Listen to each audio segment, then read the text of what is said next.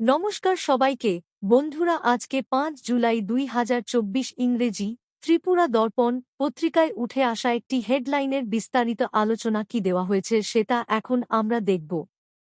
হেডলাইনটির নাম হল ছাত্র বিক্ষোভ মিছিলে উত্তেজনা, আন্দোলনকারী ছাত্রদের গ্রেপ্তার।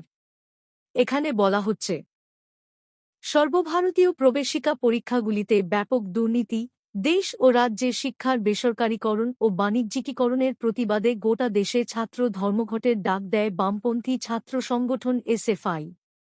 গত কয়েক সপ্তাহে ন্যাশনাল টেস্টিং এজেন্সি পরিচালিত জাতীয় স্তরের গুরুত্বপূর্ণ বেশ কয়েকটি পরীক্ষা নেওয়ার ক্ষেত্রে গুরুতর অসদাচরণ এবং অসঙ্গতির ঘটনা ঘটেছে।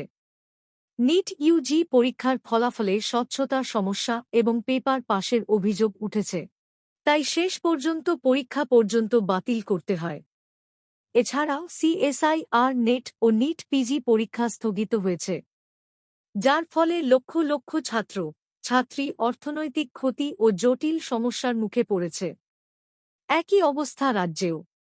রাজ্যে বিজেপি নেতৃত্বাধীন জোট সরকার প্রতিষ্ঠিত হওয়ার পর থেকেই শিক্ষার মান ক্রমে নিম্নমুখী।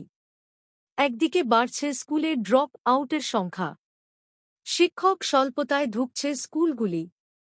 এমনটাই অভিযোগ এনে ছাত্রছাত্রীদের স্বার্থসংশ্লিষ্ট বেশ কিছু দাবি দাওয়াকে সামনে রেখে বৃহস্পতিবার দেশ জুড়ে ছাত্র ধর্মঘটের ডাক দেয় এসএফআই।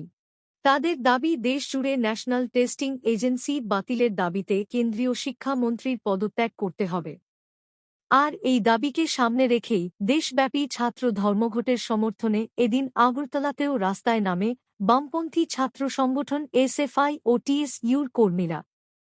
এদিন আগরতলা মেলার মাঠস্থিত ছাত্র যুব ভবন থেকে ছাত্রদের বিক্ষোভ মিছিল বের হয়ে শহরের বিভিন্ন পথ পরিক্রমা করে শিক্ষা ভবনের সামনে গিয়ে কেন্দ্রীয় শিক্ষামন্ত্রী ও রাজ্যের শিক্ষামন্ত্রীর কুশপুত্তলিকা দাহ করেন দুই সংগঠনের কর্মীরা। সর্বভারতীয় এই কর্মসূচির এদিন নেতৃত্ব দেন এসএফআই রাজ্য সম্পাদক সন্দীপন দেব ও টিএসইউর কেন্দ্রীয় কমিটির সাধারণ সম্পাদক সুজিত ত্রিপুরা। এদিনের এই আন্দোলন কর্মসূচি প্রসঙ্গে ছাত্রনেতা সন্দীপন দেব বলেন, যে কোনো দেশকে যদি ধ্বংস করতে হয় তাহলে শক্তিশালী বোমার দরকার নেই। এই দেশের শিক্ষা ব্যবস্থাকে ধ্বংস করে দিলেই বহু বছরের জন্য একটি দেশকে পঙ্গু করা যায়। বিজেপি সরকার সমস্ত দিক দিয়ে দেশের শিক্ষা ব্যবস্থাকে ধ্বংস করতে চাইছে। নেট ও নিটের দুর্নীতির বিরুদ্ধে এসএফআই ছাত্র ধর্মঘটের ডাক দিয়েছে। সংগঠনের দাবি, একের পর এক শিক্ষা সংক্রান্ত দুর্নীতির নৈতিক দায় নিয়ে দেশের কেন্দ্রীয় শিক্ষামন্ত্রীর পদত্যাগ। তাছাড়া গত ৬.৫ বছরে এই রাজ্যেও শিক্ষাক্ষেত্রে অভূতপূর্ব সংকট নেমে এসেছে। স্কুল বন্ধ করে দেওয়া হচ্ছে। শিক্ষা দপ্তর চেষ্টা করছে ৫৫১টি স্কুল বন্ধ করার। বিদ্যাজ্যোতি প্রকল্পের ব্যর্থতায় লক্ষ লক্ষ ছাত্রছাত্রীর জীবন বিপন্ন হয়ে পড়েছে। শিক্ষকের দাবিতে ছাত্ররা রাস্তায় নামলে শাসক দলের নেতারা সেই ছাত্রছাত্রীদের উপর আক্রমণ নেমে আনছে। এদিকে এদিন বামপন্থী দুই ছাত্র যুব সংগঠনের সর্বভারতীয় কর্মসূচি চলার সময় আচমকা এই রাস্তা দিয়ে শাসক দলের যুব সংগঠনের রাজ্য নেতা বিষয়টি নিয়ে কটাক্ষ করতে পরিস্থিতি যেন উত্তপ্ত হয়ে ওঠে। শাসক দলের যুব নেতা ভিকি প্রসাদ আন্দোলনকারী ছাত্রদের উদ্দেশ্যে কটাক্ষ করতেই তেলে বেগুনে যেন জ্বলে ওঠে আন্দোলনকারী ছাত্ররা।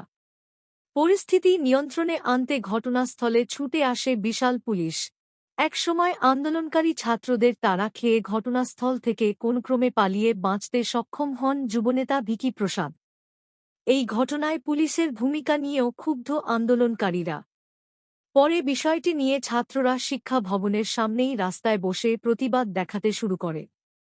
এই অবস্থায় পুলিশ বাধ্য হয়েই শেষ পর্যন্ত আন্দোলনকারী ছাত্রছাত্রীদের এক প্রকার জোর জবরদস্তি গ্রেপ্তার করে এডি নগর পুলিশ লাইনে নিয়ে যায়।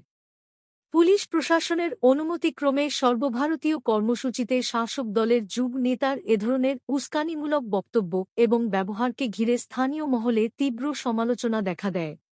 বন্ধুরা, খবর আপাতত এই পর্যন্ত। ভিডিওটি ভালো লাগলে লাইক, শেয়ার, সাবস্ক্রাইব করে আমাদের সঙ্গে থাকুন। ধন্যবাদ সবাইকে ভিডিওটি দেখার জন্য।